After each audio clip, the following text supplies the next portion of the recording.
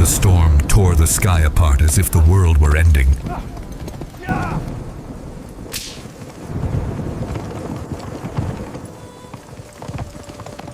Inside the royal carriage, King Alaric watched the rain hammer against the windows, his face as cold as the ice beginning to form on the roads of Northfall.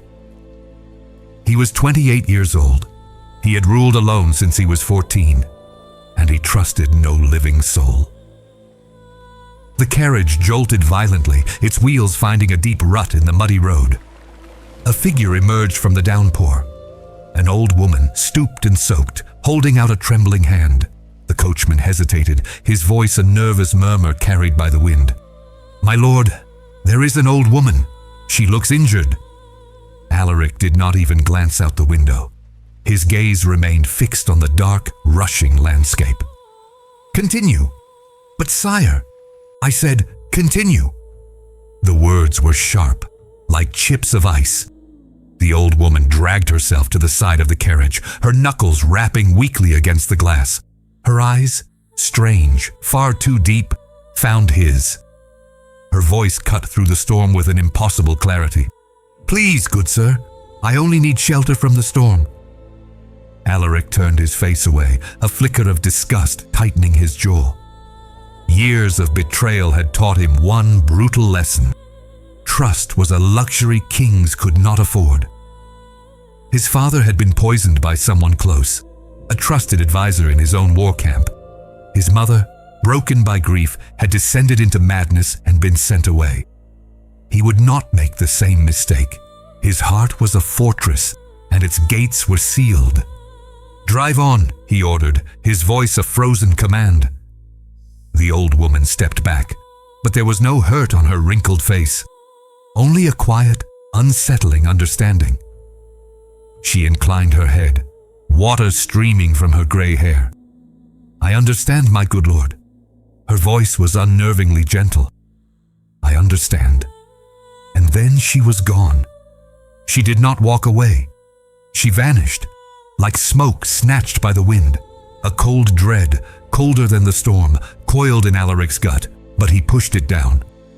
It was a trick of the light, a figment of the storm, nothing more. 3 days later, the great hall was filled to capacity. Leaders of the provinces, princes from allied kingdoms, his own council, all gathered. Alaric presided over the assembly from his throne, his authority an invisible weight in the room. The flames of the candelabras flickered, then went out, all of them, at the same time. The hall plunged into darkness. Nervous murmurs rippled through the crowd of powerful men. Then the grand double doors burst open with a boom that made the bravest of them flinch. A figure entered, the old woman from the storm, but now her eyes glowed with a faint, internal light, and the air around her crackled with an ancient power. She moved through the hall in absolute silence. No one dared to breathe. She stopped at the foot of the dais. "Alaric of Northfall." Her voice filled every corner of the vast chamber, echoing not with volume, but with sheer presence. "I was sent by the Great Father to test your heart." Alaric rose to his feet, his hand instinctively going to the hilt of his sword. His heart began to hammer against his ribs, a frantic, trapped thing. "Guards, you failed," the old woman spoke as if he hadn't uttered a sound. "And for the cruelty of a frozen heart, you will now pay the price." She raised a gnarled, bony hand. "Hear me well, stone-hearted king. You are cursed to marry the first woman you touch, be it a brush of the hand or a single strand of her hair. And you cannot choose her. Fate will choose for you." Alaric took a step forward, his face a mask of fury. "You cannot—" "If you do not fulfill the curse," she interrupted, her voice dropping to a terrifying whisper, "you will wither. Day by day, your strength and vitality will drain away, and the curse will spread. Plagues, famine, and despair will fall upon your people. They will pay for your heart of stone." "This is madness," Alaric roared, his voice finally breaking its icy composure. I am the king. You will not. The old woman raised both her hands. An impossible wind howled from outside. The towering stained glass windows of the great hall exploded inward in a shower of sharp, glittering shards. Men cried out, shielding their faces. The long council table trembled. Ancient tapestries were ripped from the walls. And then, as quickly as it began, it stopped. In the center of the chaos, the old woman dissolved into a vortex of black smoke that spiraled to the ceiling and vanished. The silence that followed was deafening, broken only by the sound of the wind whistling through the shattered window frames. Grimoire, Alaric's uncle and his oldest advisor, was the first to speak. His voice trembled. "My lord, the king is cursed." Alaric looked down at his own hands. He could still feel the echo of the old woman's power vibrating in the air. He could see the raw fear in the eyes of every man in the hall. To touch any woman, anyone, and his fate, the fate of his entire kingdom, would be sealed. Slowly, Alaric backed away. He walked past the destroyed doors, his steps crunching on broken glass. He ascended the stairs to the north tower, the most isolated in the castle, and he locked himself inside. 2 years later, Elora climbed the north tower stairs, her hands trembling so badly that the milk in the pitcher sloshed against the sides. She was not supposed to be here. No woman was ever supposed to be here. But Thomas, the elderly servant who usually served the king, was too feverish to leave his bed.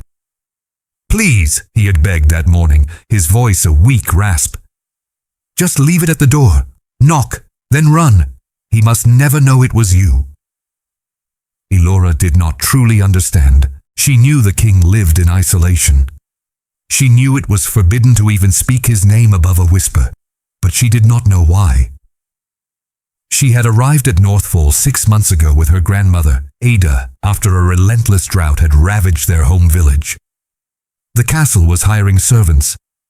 It was that or starve.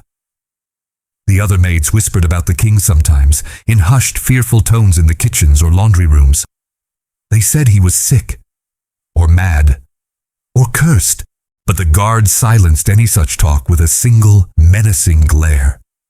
In her mind, Elora pictured a withered old man, broken and sad, a ghost haunting his own castle. She reached the top of the stairs and stepped into the corridor. It was empty, silent. The stone walls seemed to absorb all sound. Thomas had said the afternoon was safe. The guards knew no one was to transit this hall while the king did what? She didn't know. She took a deep breath, the scent of dust and old stone filling her lungs. A few more steps to the door. Leave the tray. Knock. Run. Simple. On the other side of that door, Alaric stood before the tall arched window. 2 years. 2 years without feeling the sun on his skin. Without walking in the gardens. Without the simple human act of touching another person. The mages had tried everything. Rituals. Potions. Ancient enchantments. Nothing worked.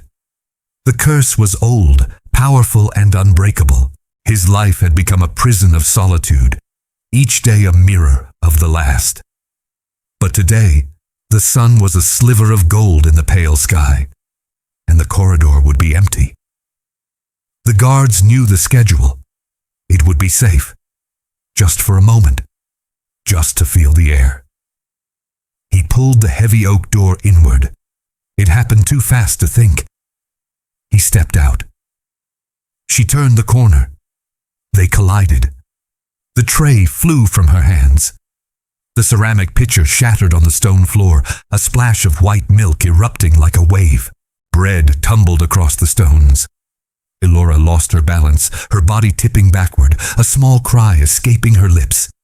And then strong hands clamped around her waist. Firm, warm, real. For 3 seconds, maybe 4, the world stopped.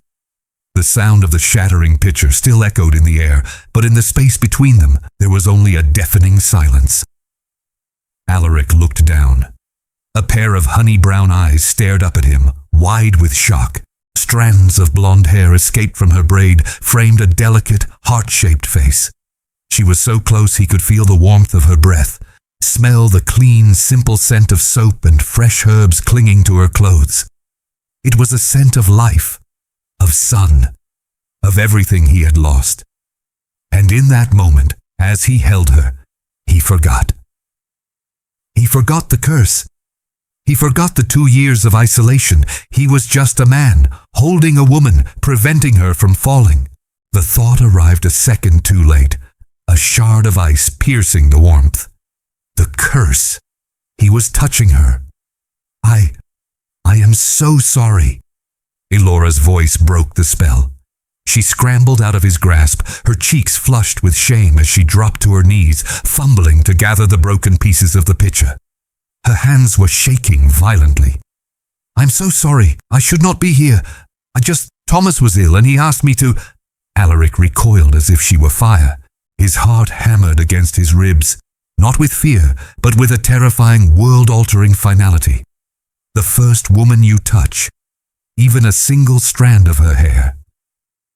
You need to leave. His voice came out as a raw, desperate rasp. He could feel the magic of the curse settling in his bones, a cold certainty. It was done. I am so sorry. Elora was on the verge of tears, still on her knees amidst the mess, her head bowed in terror. Please, I did not mean... Get out! The roar was not directed at her. It was directed at fate, at the witch, at himself. He stumbled back into his room and slammed the door shut, the sound echoing like a death knell down the empty hall. On the other side, Elora froze, surrounded by spilled milk and ruined bread, her heart pounding with a fear she could not comprehend. She had only seen his face for a moment, but the image was burned into her mind.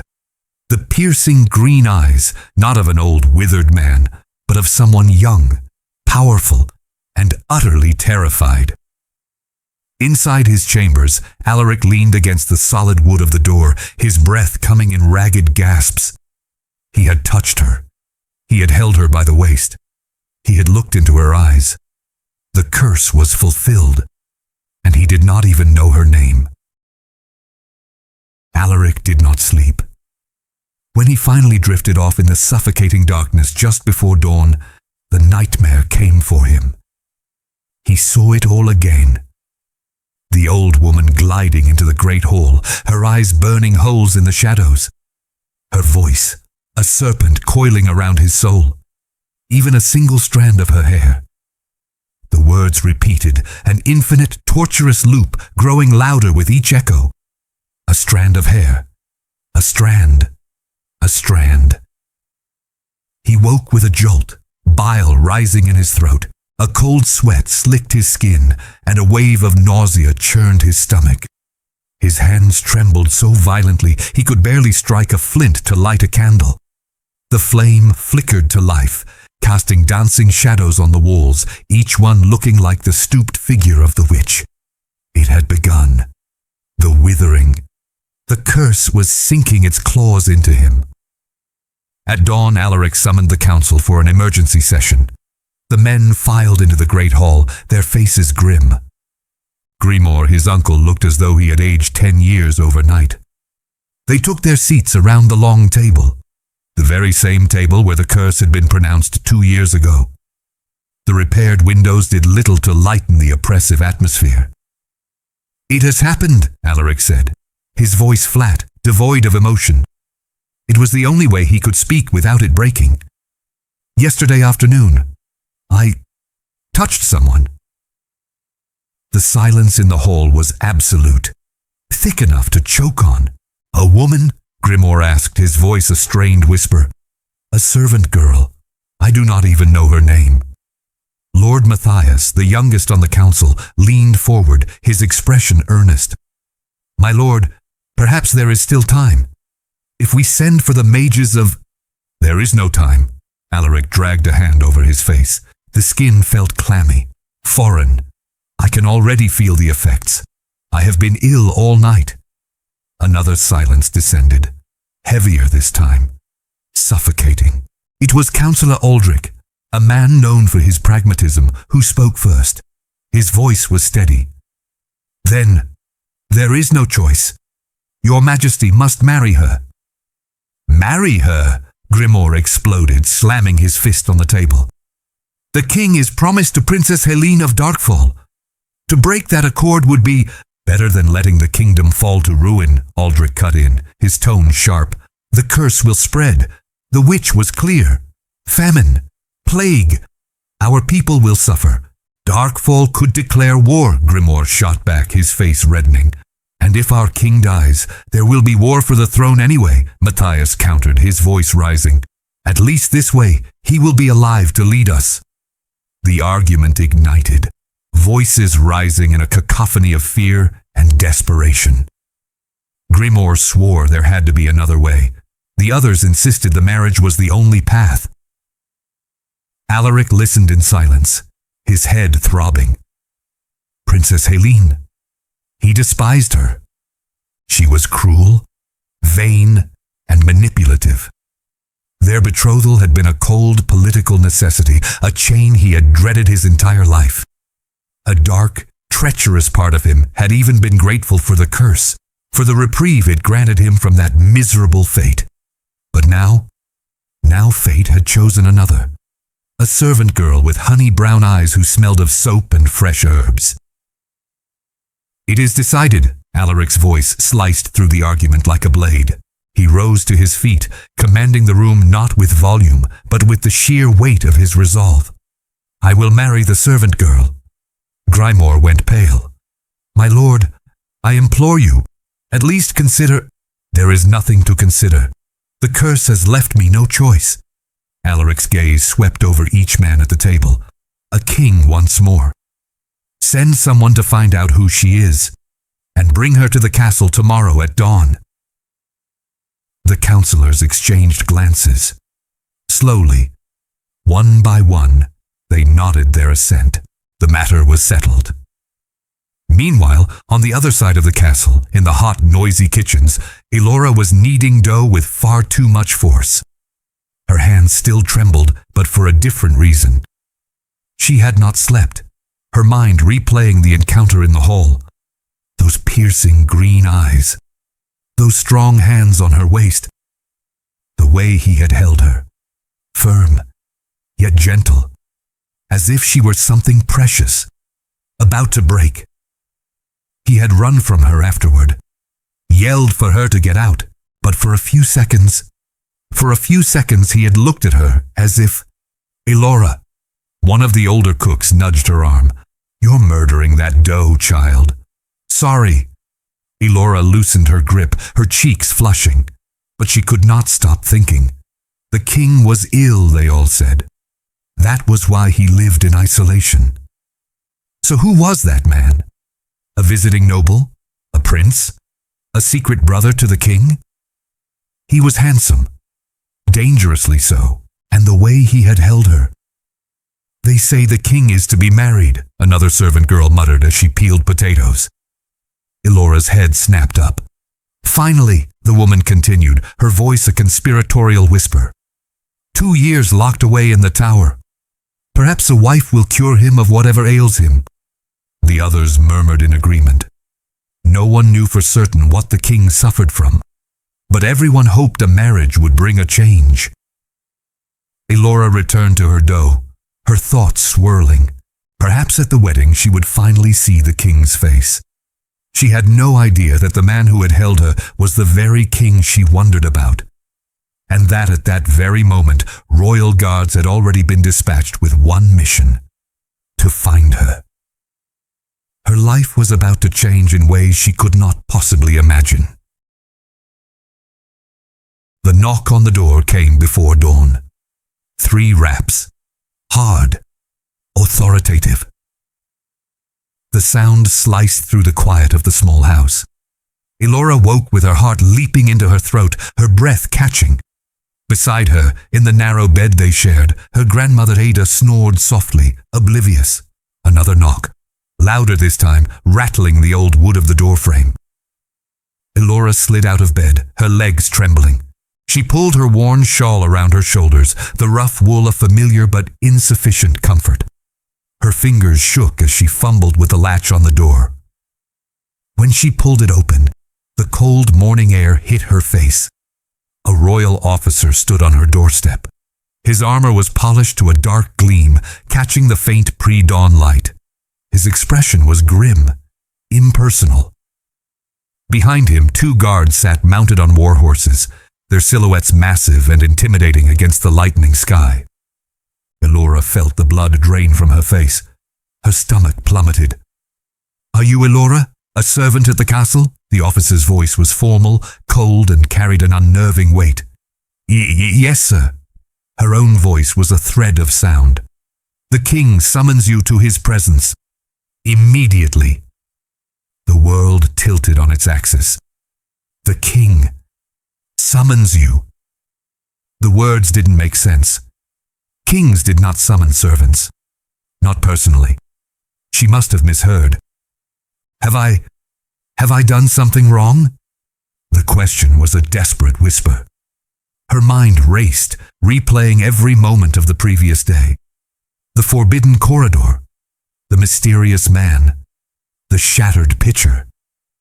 Thomas had made her swear not to tell anyone. A rule had been broken.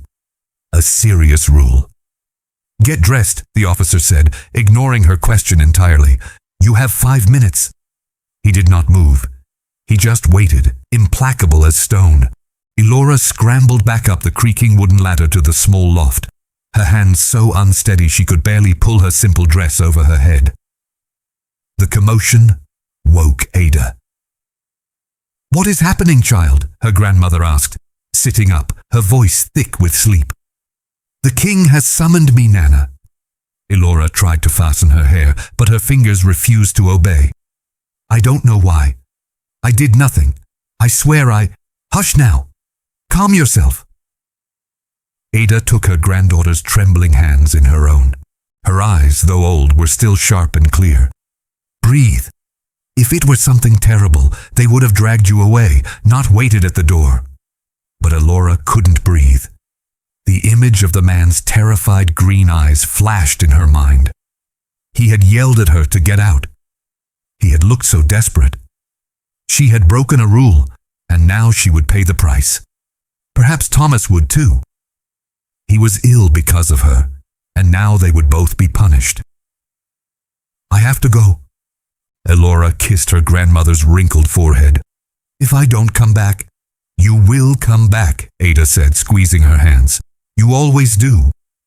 But for the first time, Elora saw real fear in her grandmother's eyes.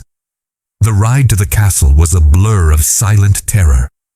She was placed on the horse behind one of the guards, her body rigid, her mind a frantic storm of worst-case scenarios. As they approached, the rising sun cast the castle in stark relief. It no longer looked like a place of refuge. It looked like a fortress, a prison, its stone towers like jagged teeth against the morning sky.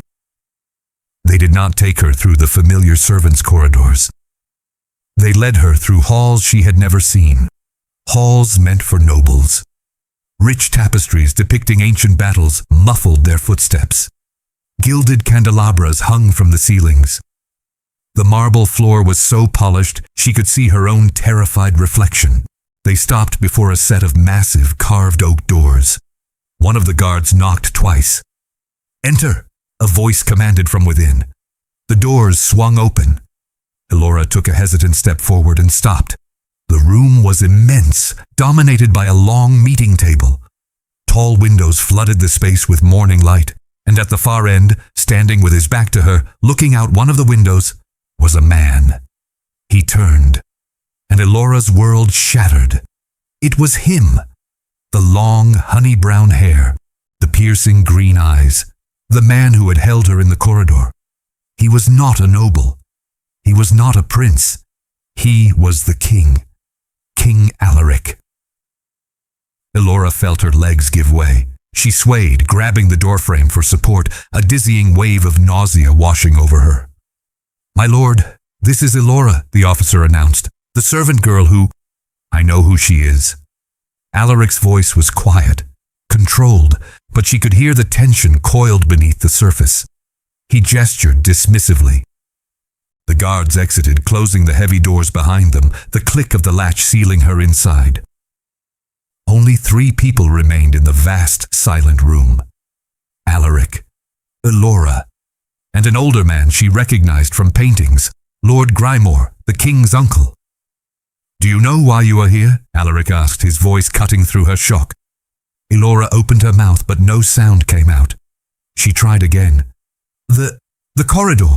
I should not have been there, but Thomas was ill and he asked me—" "It is not about the corridor." She blinked, her confusion deepening.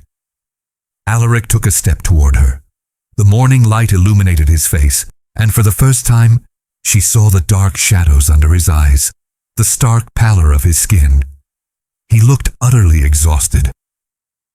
"I need to tell you a story," he said, his voice heavy with a weight she could not begin to comprehend. "About a curse, and about what happened when I held you in that hallway." Elora's heart stopped, and she knew, even before he spoke the words, that her life would never be the same. 2 years ago, Alaric began, his voice low but resonant in the cavernous room, an old woman begged me for shelter during a storm. I refused her. Elora remained frozen by the door, her mind struggling to connect his words to her presence here. Why was the king confessing this to her? A servant. "She was a witch," he continued, and the word hung in the air like a death sentence. "And she cursed me." A chill, colder than any winter night, snaked down Elora's spine. Curse, the whispers in the kitchens, the fear in the guards' eyes. It all began to coalesce into a terrifying picture. Alaric told her everything. He spoke of the witch vanishing in the storm, only to reappear in this very hall. He described the doors bursting open, the windows shattering into 1,000 pieces. And then he repeated the prophecy, his voice laced with the phantom echo of the witch's own. He would marry the first woman he touched, or he would wither away, and his kingdom would fall to ruin with him. He spoke of 2 years locked in a tower, 2 years of avoiding all human contact, 2 years of the kingdom's greatest mages trying and failing to break the spell. And then, yesterday afternoon, his voice dropped, becoming rougher. "You turned the corner." Elora swallowed against a throat that had gone completely dry. Her hands were ice. "I caught you. It was instinct, to stop you from falling." He stared down at his own hands as if they were traitors. And in doing so, the curse was fulfilled. The silence that followed was thick and suffocating. Grymore, who had been leaning against the wall like a statue, finally spoke. His voice was hard, devoid of pity. "Do you understand the gravity of the situation now, girl?" Elora could barely draw a breath. The curse. The king was cursed. And she was the one. "I was the first?" Her voice was a faint, disbelieving whisper. "Yes, but I didn't know." Elora took a stumbling step back, her hands raised as if to ward off the impossible truth. "I did nothing on purpose, I swear. Thomas was ill and he asked me—" "I know." Alaric held up a hand, his expression pained. "You are blameless in this." "Then, what happens now?" She didn't want to know the answer, but she had to ask. Alaric took a deep, steadying breath. When he spoke, the words were measured, controlled, but Elora could feel the crushing weight behind them. "You will have to marry me." The world stopped. Sound, light, air, it all ceased to exist. Elora blinked. Once, twice, as if the simple act could rewind time and erase what she had just heard. "Marry you?" "Yes. But I am just a servant." Her voice rose, bordering on hysteria. The absurdity of it was a physical blow. "I know nothing of being a queen. I can barely read my own name. It does not matter. Alaric's voice was firm, final. The curse does not care for titles or bloodlines. I touched you. Now I must marry you, or the entire kingdom will suffer the consequences. But surely there is another way. Elora looked from Alaric to Grimoire, her eyes pleading for an escape. Another spell, another witch, anything. We have tried everything for 2 years, Grimoire said, his tone flat and dismissive. There is nothing. Elora felt her legs tremble violently. She reached out, her hand finding the cold, polished surface of the table, and clung to it for support. Marriage. To the king. She, who had never dreamed of being more than a servant, would be queen. It was a fairy tale, twisted into a nightmare. She didn't know what to say. What if I refuse? Grimoire let out a contemptuous snort, but Alaric silenced him with a sharp look. Then I will die, the king said, his voice quiet but brutally honest. Slowly, and my people will pay for my death with famine, plague, and war. He took a step closer, his green eyes locking onto hers. But I will not force you. This is your choice. If you wish to refuse, you may walk away now. I will understand. Elora looked at him, truly looked at him. She saw past the crown and the title. She saw the exhaustion etched into his features, the profound weight on his shoulders, the stark, crushing loneliness in his eyes. He had ruled since he was 14, lost his father to poison, his mother to madness, lived for 2 years as a prisoner in his own castle, terrified of a single touch. And now his life, the life of his entire kingdom, was in her hands. My grandmother, Elora said suddenly, the thought of Ada cutting through her panic. Ada, she is all I have.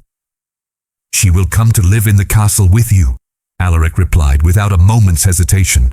She will have her own chambers. She will be treated with all the respect due to the queen's family. Elora bit her lip, her mind racing. She thought of their tiny, drafty house in the village, of her grandmother's aging bones and the harsh winter that was always just around the corner. She thought of the king standing before her, awaiting her verdict. If I agree, she forced the words out, what do you expect of me? Alaric held her gaze for a long moment. When he spoke again, his voice was low, intimate, and carried a hint of something she couldn't name. Sadness, perhaps. I expect you to be my wife before the kingdom, to wear the crown and hold the title. He paused, and the next word seemed to cost him something. But you need not worry about the wedding night, or any night. I will not touch you. No one needs to know that but us. A strange, unexpected pang went through Elora's chest. It wasn't relief. It was almost disappointment. She pushed the confusing feeling away. When would the wedding be? In 3 months. 3 months. 3 months to transform from a servant into a queen. Elora looked down at her own hands. Calloused, rough. The hands of a girl who had worked her entire life. Then she looked back at Alaric, at the man who had caught her when she fell, who could have let her go, but hadn't. All right, she whispered, the word barely audible. I accept. Rudy, the wave of relief that washed over Alaric's face was so profound it almost looked like pain.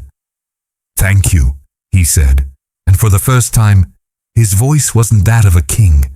It was the voice of a man who had just been pulled back from the edge of a cliff. But as Elora was escorted from the room, as Grimoire immediately began barking orders about preparations, she couldn't stop thinking about his last sentence. I will not touch you. And the most confusing part of it all was that the promise didn't make her feel safe.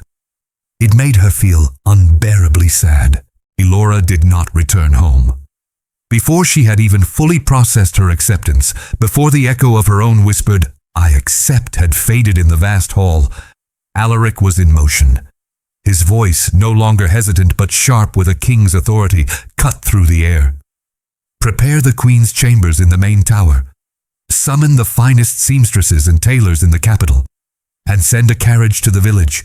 Bring Elora's grandmother and all of their belongings." Grimoire, his face a thundercloud, scribbled furiously on a piece of parchment, not daring to argue. "I want her to have the best of everything," Alaric continued, his gaze fixed on his uncle, but his words seemingly for the room at large. "Gowns, jewels, tutors if necessary." He paused and his voice dropped slightly as Elora was being led toward the door. "And proper treatment, herbal baths, whatever is required." See, it was that last part, spoken almost as an afterthought, that struck Elora like a physical blow. Whatever is required. He knew. He knew about the lice that were a constant, humiliating battle in the poorer quarters. He knew her hands were calloused and rough from a lifetime of scrubbing and hauling. He knew her skin was chapped from the wind and sun, and he had not shamed her with it. He had not mentioned it to her face. He had simply given a quiet, dignified order to ensure her comfort and care. As a servant led her away, a strange, unfamiliar warmth bloomed in her chest. It was a complex feeling, a mix of embarrassment and a startling, fierce gratitude. The hours that followed were a dizzying hurricane of activity. Elora was led to a suite of rooms larger than her entire house in the village. Sunlight streamed through massive arched windows, illuminating dust motes dancing in the air. A bed with 4 posts and heavy velvet curtains stood in the center, looking large enough for a family of 6.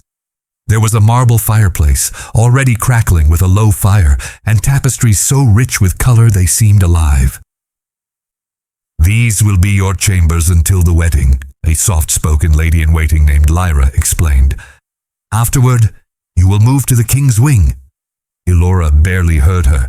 She stood in the middle of the room, her hands clasped tightly in front of her, terrified to touch anything for fear she might break or soil it. Then came the seamstresses. 3 women with sharp eyes and even sharper pins who measured every inch of her with a detached professionalism. They spoke over her head as if she were a doll. "We will need at least 15 gowns before the betrothal ball," the eldest declared, her fingers pinching the fabric of Elora's worn dress. "Veronian silk for the evenings, Ashmar velvet, fine linen for the day." "And the wedding gown?" another asked. "That comes later. First she must be presentable for the court." Next she was taken to the baths. Huge copper tubs were filled with steaming, fragrant water, thick with herbs that smelled of lavender and rosemary. Servants she had worked alongside just yesterday now washed her hair, not once but 3 times, with scented soaps and rare oils that left her skin tingling. They scrubbed her until she was pink and raw. Then came the treatments.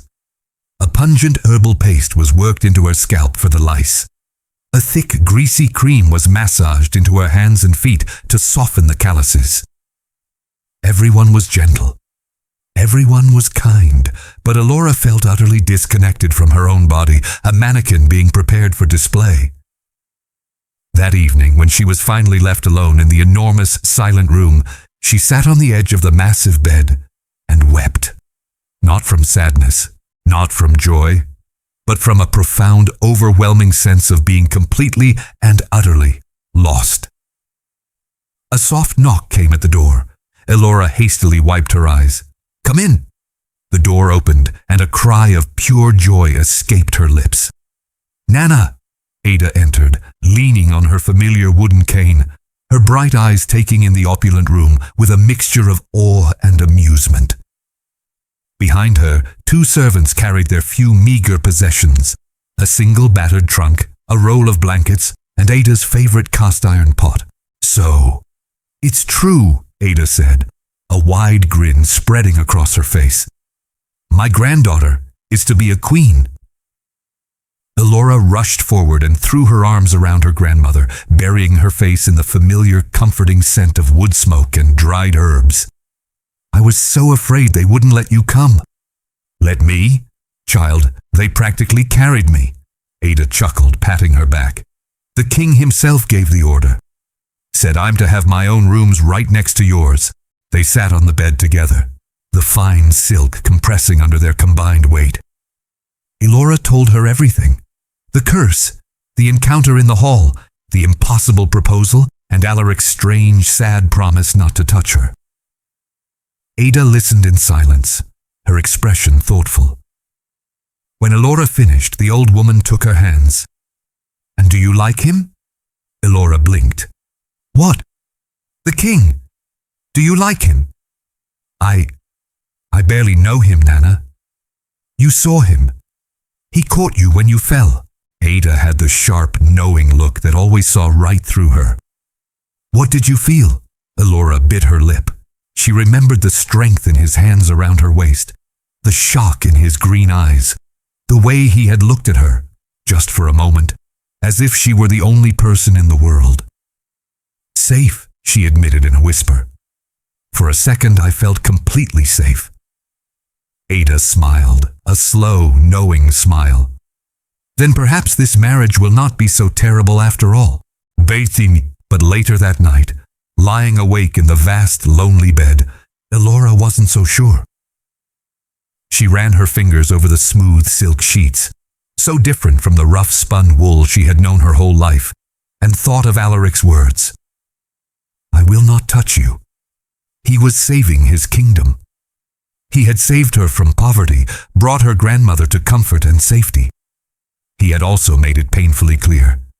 This was a contract, a duty, not a real marriage. And as the castle slept around her, Elora wondered if it was possible to fall in love with a man who had promised he would never touch her again. Alaric pressed his signet ring into the hot red wax, sealing the parchment. His hand was steady, but a muscle twitched in his jaw. These were the most dangerous words he had ever written.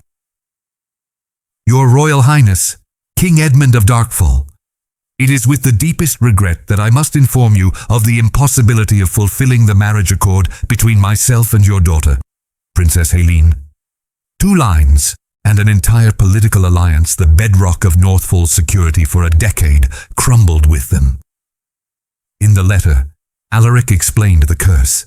He omitted no detail, laying bare the humiliation of the witch's test, the starkness of the prophecy, and the fated, accidental encounter with Elora.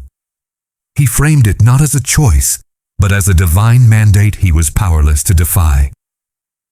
Then came the most delicate part, the attempt to mend a wound he knew was mortal. "As compensation for the breaking of this sacred vow, I send with this missive a dowry of 1,000 gold coins, 300 silver, chests of crown jewels, including the famed rubies of Thornhaven, and 100 head of our finest breeding cattle. It is my fervent hope that your majesty understands I act under divine compulsion, not out of disrespect for your noble house." He did not write that he was, in secret, relieved. He did not write that the prospect of marrying Helene had always felt like a prison sentence. He did not write that her cruelty and vanity were legendary, and that he had spent 2 years dreading the day the curse might be broken, forcing him to honor the promise. Fate, it seemed, had a brutal sense of irony. He handed the sealed scroll to his fastest messenger. "Ride to Darkfall as if the hounds of hell are at your heels, and return with the answer even faster." As the messenger departed, Alaric summoned his master of ceremonies. "I want a betrothal ball. In 2 weeks. The man's eyes widened in alarm. 2 weeks, your majesty. It normally takes a month at least to prepare." 2 weeks, Alaric repeated, his voice leaving no room for argument.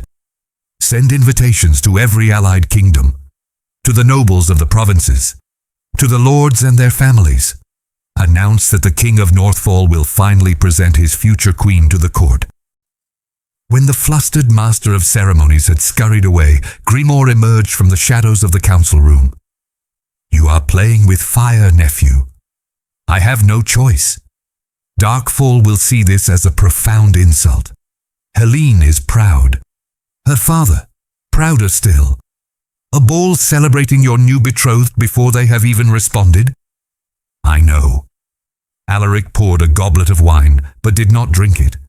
He stared into its dark red depths. "But if I do not fulfill the curse, there will be no kingdom left to defend from their anger anyway." The following days were a blur of frantic preparations. The castle was a hive of activity. Stonemasons finally replaced the great hall's shattered windows. Servants polished every surface until it gleamed.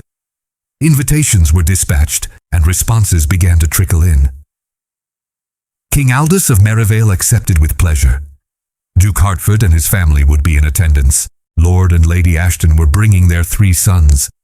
But from Darkfall, nothing. A heavy, ominous silence. Alaric tried to push it from his mind. He tried to focus on the logistics of the ball. But every morning, when the watch reported no messenger from the north, the knot of tension in his stomach tightened. Then, on the 10th night after the letter was sent, when Alaric was beginning to imagine the worst, a different rider arrived. He was not from Darkfall. He was from one of Northfall's own northern border garrisons.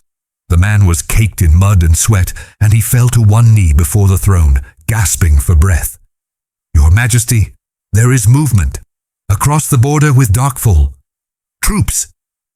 Grimoire stepped forward, his face pale. "How many?" "It is difficult to say in the dark, my lord. But it is a significant force. Hundreds. Perhaps thousands." The hall fell silent. Alaric felt his blood run cold, but he kept his voice steady. "Have they advanced?" "Not yet, sire. They are making camp, just waiting. Waiting. Like a wolf in the shadows, waiting for the perfect moment to strike." That night, Alaric stood watch in his tower, staring out the window toward the dark, jagged peaks of the northern mountains. Somewhere beyond them, an army was gathering. He did not know if it was for war or for intimidation.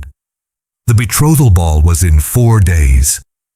Kings and lords from across the continent would be gathered under his roof, and he would be marrying Elora, a servant he barely knew, while Princess Helene and her father waited for the perfect moment for their revenge.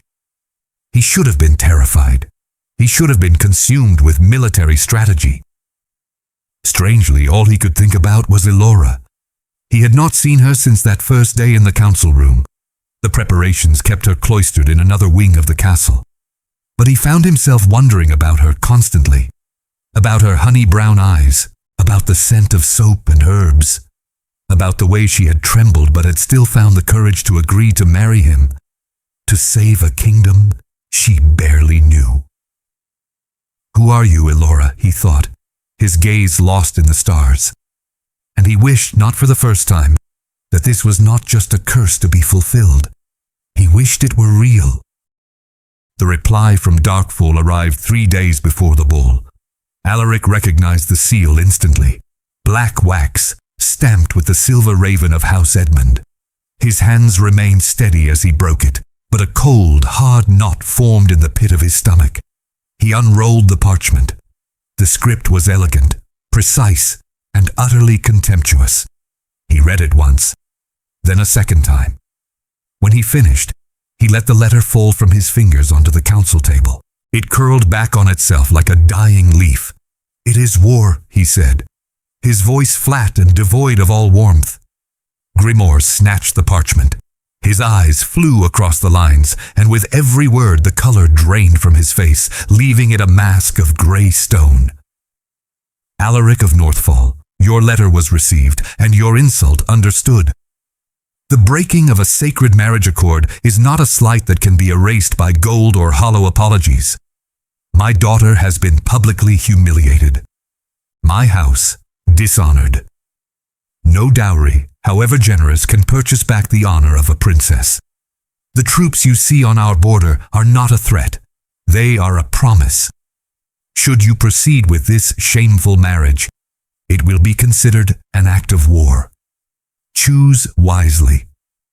King Edmund of Darkfall." The silence in the room was as heavy as a shroud. "He is not bluffing," Grimoire said, his voice hoarse. "I have seen Edmund on the battlefield. When he makes such a promise—" "I know." Alaric dragged a hand over his face. He had not slept properly in days. "Summon the council, now." An hour later they were all assembled. Matthias, Aldrich, 3 other senior lords, and Grimoire, his face a portrait of grim finality. "So we have 3 options," Matthias summarized after they had all read the letter, passing it from hand to hand like a venomous snake. 1. We cancel the marriage to the servant girl. 2. You marry Princess Helene as planned. 3. We face a war we are ill-prepared to fight. "The first option kills me," Alaric stated bluntly. "The curse will see to that." "Does the second option break the curse?" Matthias asked, a sliver of hope in his voice. "No," Grimoire snapped, his patience frayed to a thread. "He has already touched the servant. The bond is forged. If he marries another now—" "Then the curse turns on me regardless," Alaric finished for him, "for failing to honor its terms. Yes, I am trapped. And the third option?" Lord Bertrand, the oldest and most cautious man on the council, spoke for the first time. "War. Can we win?" Grimoire let out a bitter, humorless laugh. "Darkfall's army is nearly twice the size of ours, and they have alliances with the southern kingdoms that we do not." "But our terrain is superior," Matthias argued, leaning forward. "The mountains favor the defender. If they invade through the northern pass, we can hold them off." "We can die trying," Grimoire cut in, his voice bleak. The suffocating silence returned. Alaric looked at the faces around the table. He saw fear. He saw uncertainty. But beneath it, he also saw a flicker of loyalty. These men had served him for 14 years, since he was a boy forced onto a throne. They had taught him how to rule, how to negotiate, how to survive. And now he was about to lead them into a war over a curse he never asked for and a marriage he never chose. "I want every voice heard," Alaric said, his own voice steady, commanding. "Matthias, I say we proceed with the marriage. We show Edmund that Northfall does not bow to threats.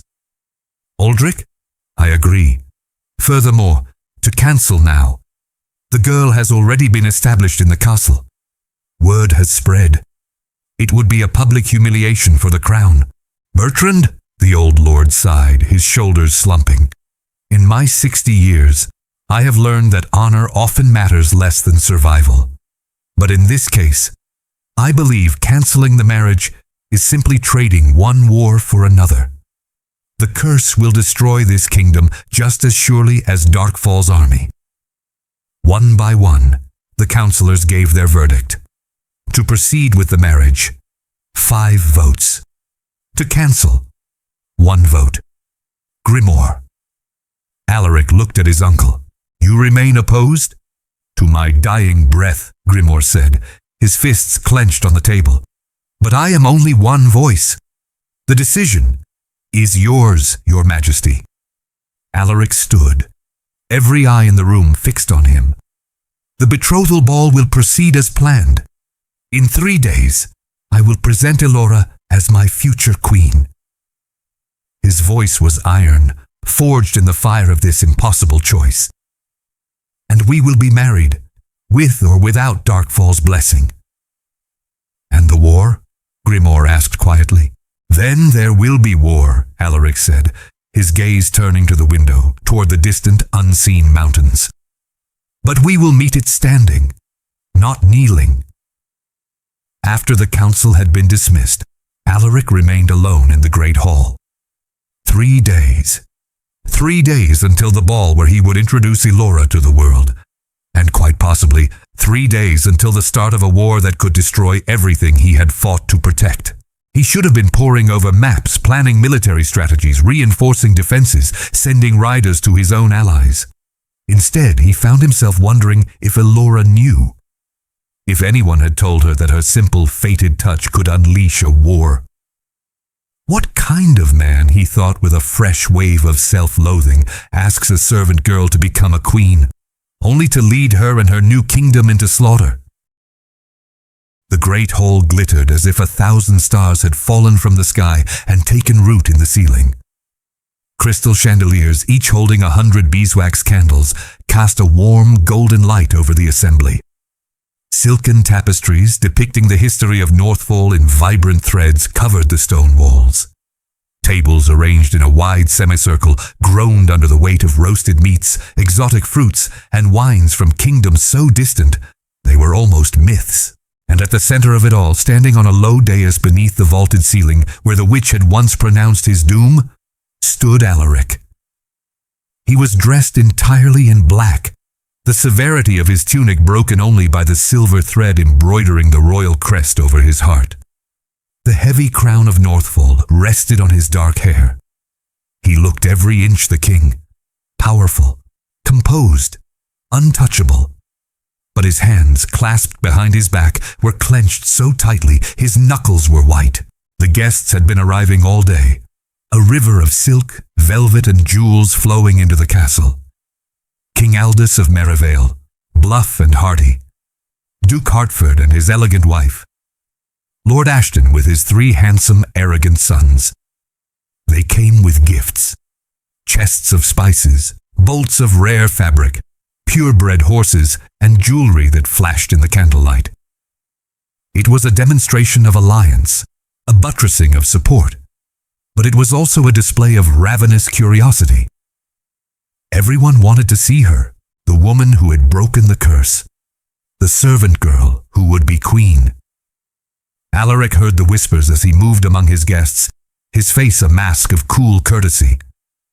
I heard she was a commoner from the village. Can you imagine? A scullery maid, they say. The king must be mad. It's the curse. He had no choice. He ignored them all. He kept his posture perfect, his expression neutral. But inside, a storm of anxiety was raging. He had not seen Elora in 3 weeks. Not since the day she had accepted his proposal. She had been kept in the queen's wing, undergoing a transformation he could only imagine. And tonight, she would be revealed to the world. The master of ceremonies struck his staff 3 times on the marble floor. The sound echoed through the sudden hush. Your majesties, my lords and ladies, as tradition dictates, the betrothed will now make her entrance. Every head in the hall turned toward the grand double doors. The silence was absolute. The doors swung open, and Elora entered. The world stopped. She wore a gown the color of deep ruby, the velvet so rich it seemed to drink the light. It was embroidered with fine gold thread that caught the candlelight and shimmered with every movement. The bodice clung to her waist, revealing a slender figure that had been hidden beneath shapeless servant's clothes. Her blonde hair, now free of its tight braid, had been styled into soft waves that cascaded over her shoulders like a waterfall of liquid gold. Her skin, once chapped and weathered, now glowed with a soft, healthy luminescence. But it was not the gown or the hair that stole the breath from Alaric's lungs. It was her, the way she held herself, with a shy, fragile grace, the nervous blush on her cheeks. And her eyes, those honey-brown eyes, wide with a mixture of terror and wonder, scanning the vast, intimidating hall until they found his. She was not alone. At her side, her hand resting on Elora's arm, was Ada. The old woman wore a simple but elegant gown of dark gray, her back straight, her chin held high. She walked slowly, leaning on her cane, but there was an undeniable pride in every single step. Together, they began the long walk across the hall. Every footstep echoed in the profound silence. 300 pairs of eyes followed them, but Elora only saw one. Alaric. He stood frozen on the dais, his heart hammering a frantic rhythm against his ribs. She was beautiful, not just pretty. She was breathtaking. And then he started walking. He did not wait for her to come to him. He met her halfway. In the center of the great hall, they stopped before each other. The space between them crackled with an unspoken energy. Alaric bowed, a deep, formal bow, the kind a king gives only to a queen. Then he extended his hand. Elora hesitated for a fraction of a second, her gaze flickering from his hand to his eyes. Then she placed her hand in his. Her fingers were cool, trembling slightly. It was the first time they had touched since that disastrous day in the corridor. Alaric brought her hand to his lips. He meant for it to be a formal, protocol-driven gesture, but his lips lingered for a heartbeat longer than they should have. When he raised his eyes to meet hers, he whispered, so low that only she could hear, "You look beautiful." A deeper blush stained her cheeks, but she managed a tiny, trembling smile and whispered back, "So do you." He smiled then, a small, almost imperceptible quirk of his lips. But it was real. He led her to the center of the floor as the orchestra, silent until now, began to play. A waltz. Slow, sweet, and achingly romantic. "Do you know how to dance?" he murmured, his hand resting on the small of her back. The velvet of her gown was warm beneath his palm. "No," she admitted, her voice barely audible over the music. "Then just follow me." And they danced. At first she was stiff, her movements clumsy. She stepped on his foot twice, but Alaric didn't flinch. He simply held her a little tighter, his movements sure and patient, guiding her through the steps. Slowly, she began to relax into his lead. She found the rhythm. And then something magical happened. The world around them melted away. There were no kings, no nobles, no whispers, no threat of war. There was only the music, and the warmth of his hand on her back, and the intensity of his green eyes looking down at her as if she were the only person in the universe. He spun her, and for a moment her gown flared out, a swirl of ruby and gold. When she came back to him, she was smiling, a genuine, radiant smile that lit up her whole face. And Alaric felt something shift inside him.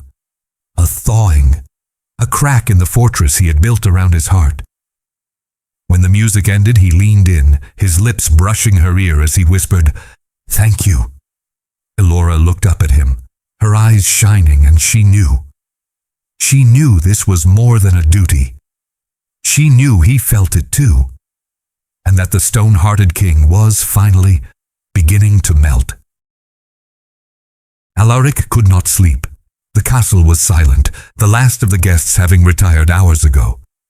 But he lay awake in his chambers, staring at the canopy above his bed, his mind replaying every second of the dance.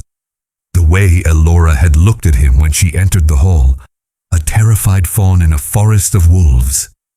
The scent of vanilla and something warm like toasted almonds in her hair. The soft, breathless laugh that escaped her when she stepped on his foot for the third time. The astonishing courage she had shown. He rose from his bed, the restlessness too much to bear. He pulled on a simple dark tunic over his linen sleep shirt, forgoing shoes. He needed to walk. He needed air. His bare feet made no sound on the cold stone floors as he walked through the sleeping castle. He did not consciously decide his destination. His feet simply carried him there. To her. He knocked softly on the door to her chambers. Once, twice, a lady in waiting, a kind-faced woman named Martha, opened the door, her eyes widening in surprise at the sight of the king, alone and informally dressed in the dead of night. "Your Majesty, I wish to speak with Lady Elora," he said, his voice low. "If she is still awake." Martha hesitated, but then Elora appeared behind her, wrapped in a simple woolen robe, her hair unbound. She hadn't been able to sleep either. "It's all right, Martha," Elora said, dismissing the woman with a gentle nod.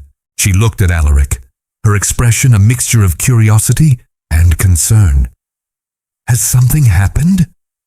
Alaric felt a strange wave of shyness, an emotion so foreign to him it was disorienting. It was absurd to see a king who commanded armies feel hesitant before a single woman. I was going for a walk in the gardens," he said, the words feeling clumsy in his mouth. "I thought perhaps you might wish to join me." Elora blinked. "Now? In the middle of the night?" "Yes." He immediately felt foolish. "Unless you would rather sleep. I understand if—" "No," she interrupted quickly, a small smile touching her lips. "I would like that very much." 5 minutes later, they were walking along the moonlit paths of the castle's private garden. Martha and a single guard followed at a respectful distance, close enough for propriety, but far enough to grant them the illusion of being alone. The night was clear and cool. 1,000,000 stars glittered in the black velvet sky. The air was fragrant with the heady scent of night-blooming jasmine and damp earth. They walked in silence for a few minutes, the only sounds the soft crunch of gravel under their feet and the gentle burble of a distant fountain. It was not an awkward silence. It was peaceful. "You were magnificent tonight," Alaric said finally, his voice softer than he intended. Elora glanced at him, a wry smile playing on her lips. "I stepped on your foot. 4 times. 4, he conceded, a genuine smile touching his own lips in return. "But who's counting? You were brave and graceful. You were perfect." Elora bit her lip, her gaze falling to the path. "I was terrified." "As was I," he confessed. She looked up, her surprise evident. "You were?" "Of course, there were 300 people in that hall judging me. Judging you. Judging whether I had lost my mind, breaking a treaty with Darkfall to marry." He trailed off, the word catching in his throat. "A servant," Elora finished for him, her voice quiet.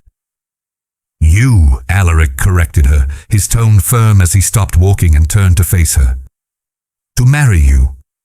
I do not care about titles. And after tonight, no one else should either." They stood near a marble fountain, the water spilling over its edge in a silvery sheet that caught the moonlight. "May I tell you a story?" Elora asked suddenly. "Please." "My mother died when I was born," she began, her eyes fixed on the shimmering water, not on him. "My father raised me. He was a carpenter, a good, kind man. But life was never easy." Alaric listened, his entire being focused on her, on the soft cadence of her voice. "He died when I was 12. A fever that took him in the winter. After that, it was just me and Nana Ada. We moved from village to village looking for work. It was hard." Her voice dropped to a whisper. "Very hard. There were nights we went hungry. Nights we slept in the cold." Elora. The name was a breath of pain on his lips. "But Nana always said things would change," she continued, finally looking up at him, her eyes luminous in the moonlight. "She said fate had a plan. I suppose she was right." Alaric took a step closer. "I'm sorry. For everything you endured." "Don't be," she said softly. "It made me who I am." "And who you are," Alaric said, his voice thick with an emotion he couldn't name, "is extraordinary." The space between them hummed with unspoken words. "My turn," he asked. She nodded. "My father was poisoned when I was 14. By someone he trusted. My mother's mind broke from the grief. She was sent to a convent in a distant land. I visit her once a year, but she no longer knows who I am." The words were stones in his throat. Elora's hand flew to her mouth, her eyes filling with tears. "I was 14, Alaric repeated, the memory as sharp as it was the day it happened. And suddenly I was king, responsible for thousands of lives, with no idea what I was doing. I learned not to trust anyone, to keep everyone at a distance, to rule with my head, never my heart." "And the curse?" she whispered. "The curse showed me how cold I had become." He met her gaze, his own eyes raw with confession. "But it also led me to you." Elora's heart hammered against her ribs.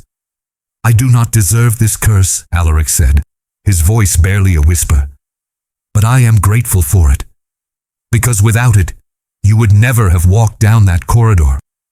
And I would never have caught you." He took another step. They were so close now he could feel the warmth radiating from her, see the flecks of gold in her honey-brown eyes. "You saved me, Elora. From more than just the curse." "From what?" she breathed. "From myself." And then Alaric did something he had sworn he would not do. He broke his promise. He reached out, his hand hesitating for a fraction of a second before his fingers gently, reverently touched her cheek. Her skin was soft, warm, alive. Elora closed her eyes, leaning into his touch as if she had been waiting for it her entire life. "It is not just a duty," she whispered, the words a secret shared between them. "For me, it's not."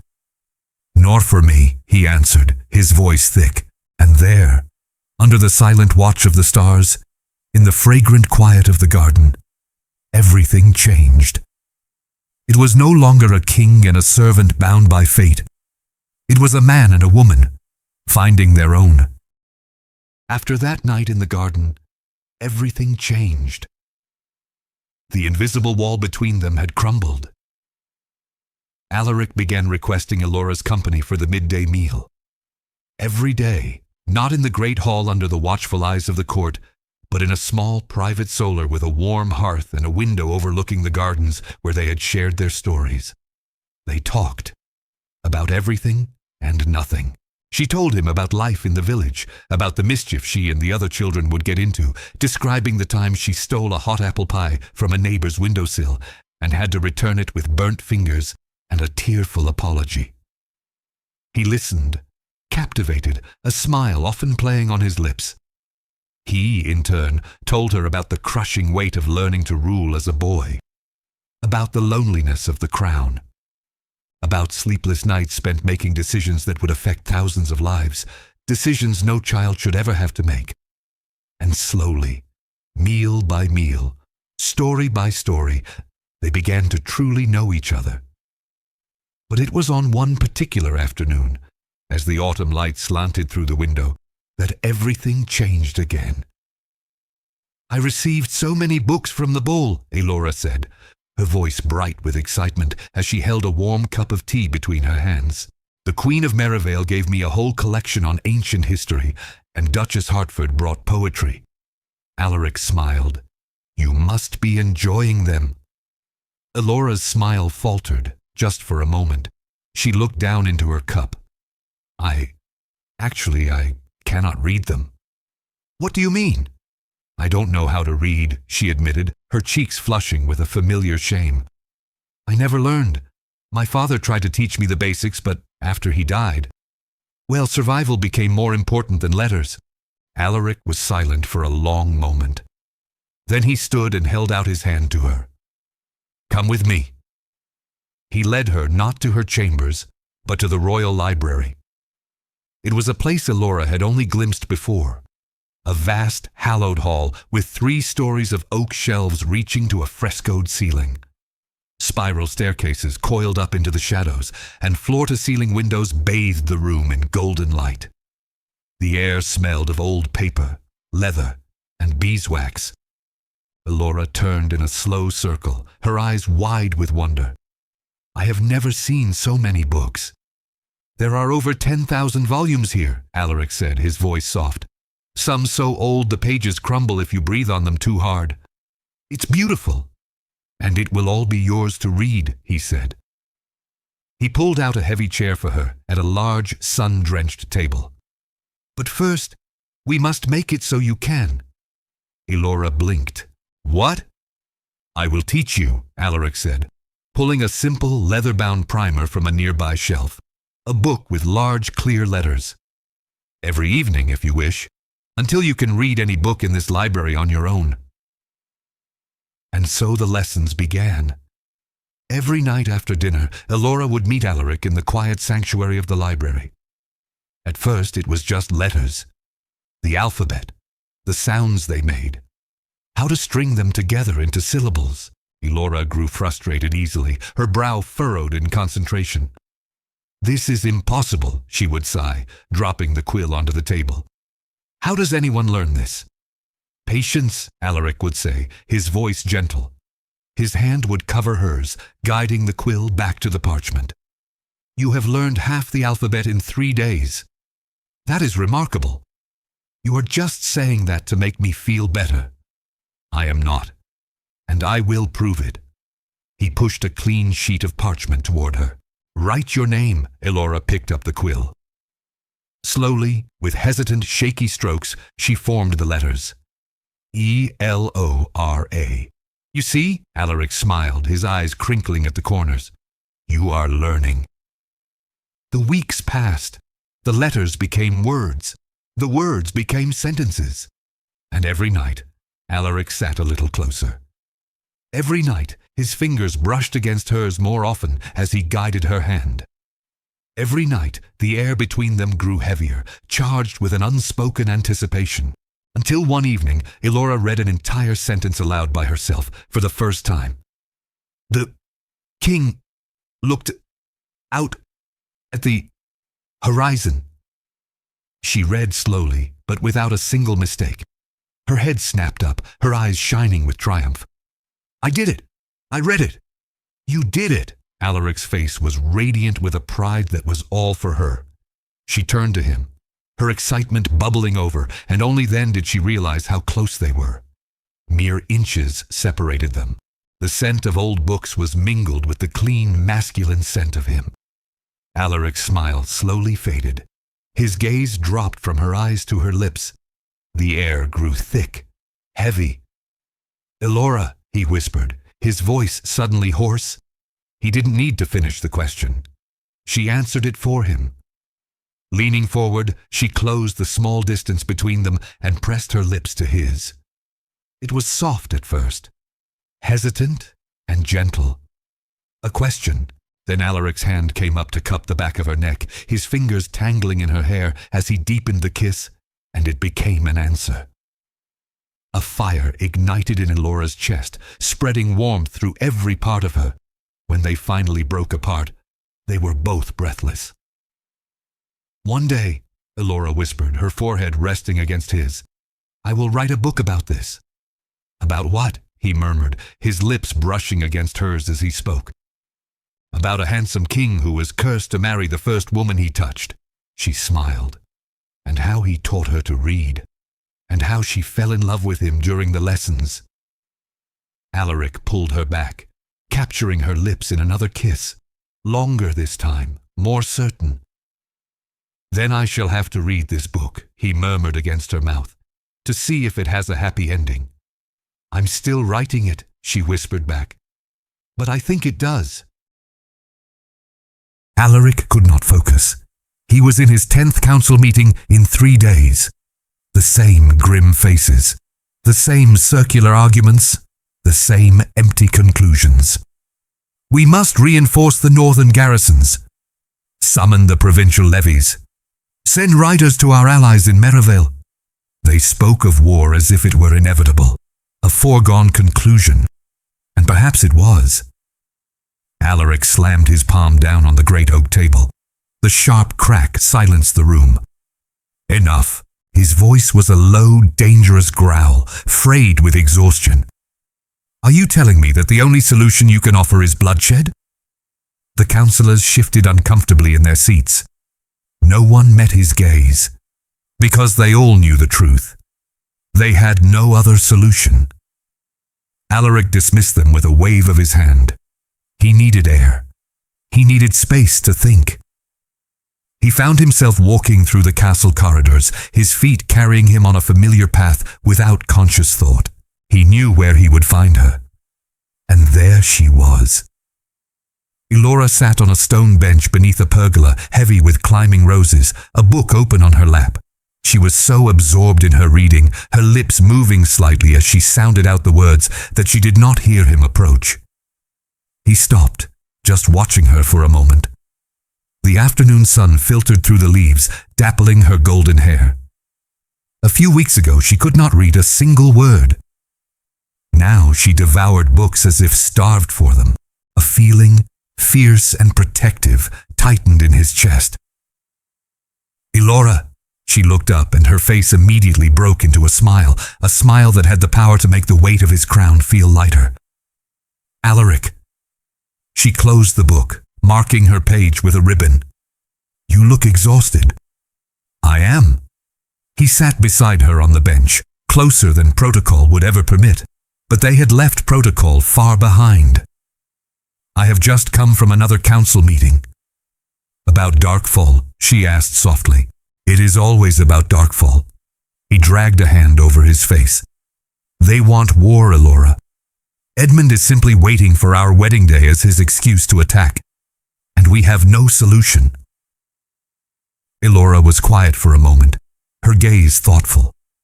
Then she asked, her voice gentle but clear, "Have you asked for my opinion?" Alaric blinked. "What?"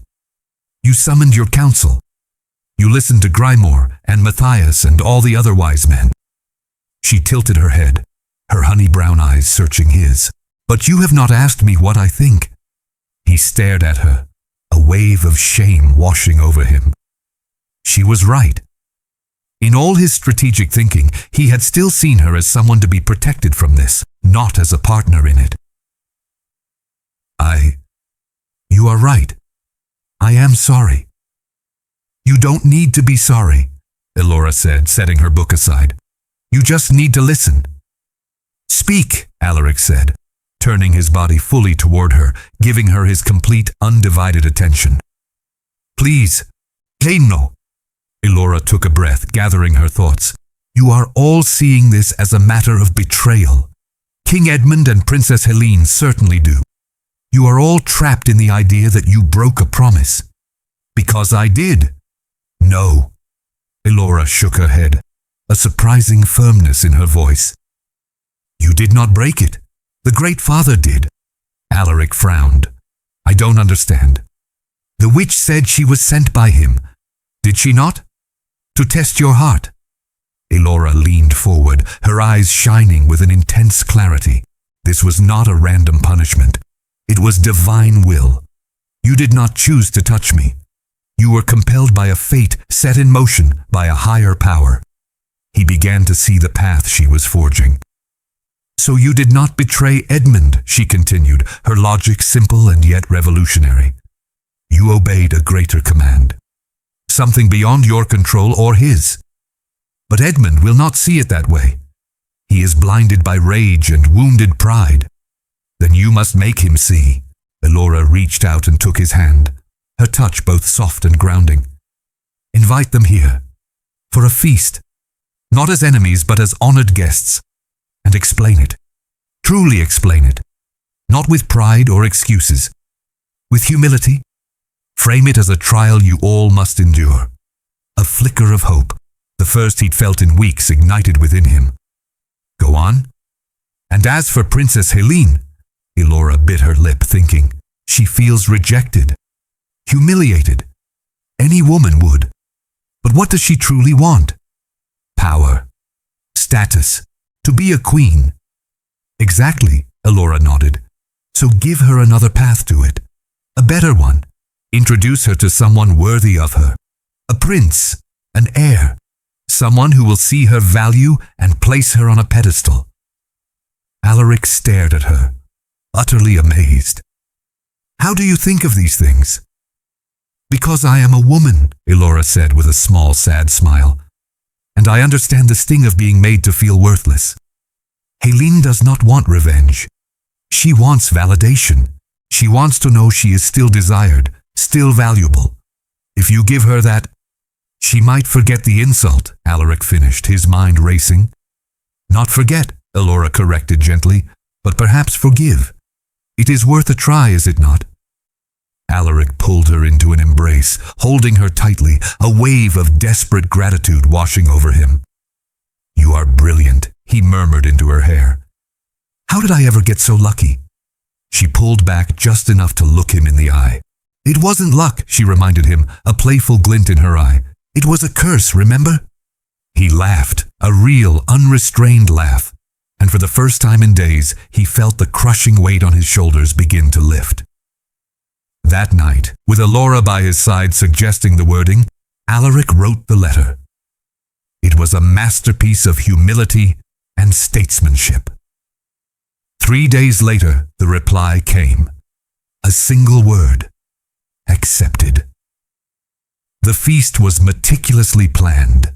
King Edmund and Princess Helene arrived, their faces masks of cold fury. But Alaric had also invited Prince Demon of Valorum, a handsome, charming heir known for his romantic flair. The moment Demon was introduced to Helene, a spark ignited. He was captivated by her icy beauty. She was intrigued by his overt admiration. By the end of the night, they were dancing, and King Edmund was in quiet discussion with Alaric about a new alliance. 2 weeks later, their betrothal was announced. The troops on the border retreated. The threat of war had vanished.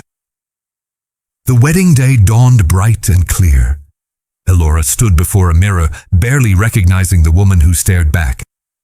Her gown was breathtaking. Pure white silk embroidered with silver thread that caught the light, held a delicate veil in place. Ada stood beside her, her eyes shining with tears. "Your father would be so proud," she whispered. The ceremony took place in the Great Hall, the same room where the curse had been cast. But today, there was no darkness, only light, flowers, and smiling faces. Elora walked down the aisle, her heart pounding so loudly she was sure everyone could hear it. And then she saw him, Alaric, waiting at the altar. When their eyes met, the rest of the world disappeared. He took her hand, his touch warm and steady, as if he would never let go. "You are," he whispered, his voice thick with emotion. "There are no words." "Nor for you," she whispered back. The priest began the ancient rites, but they heard nothing. They were lost in each other's gaze, the king who was cursed and the servant who had saved him. "I now pronounce you husband and wife." Alaric drew her close and kissed her, not with the hesitation of their first kiss in the library, but with the certainty of a man who had found his entire world. The hall erupted in cheers. Later that night, in their chambers, Alaric took her hand. "The curse is broken then." "Was it ever truly a curse?" Elora asked, her fingers lacing with his. "Or was it just the beginning of our story?" He smiled, pulling her closer. "Our story," he agreed. And as he kissed her again, he knew that what had begun in darkness had finally, gloriously led them into the light.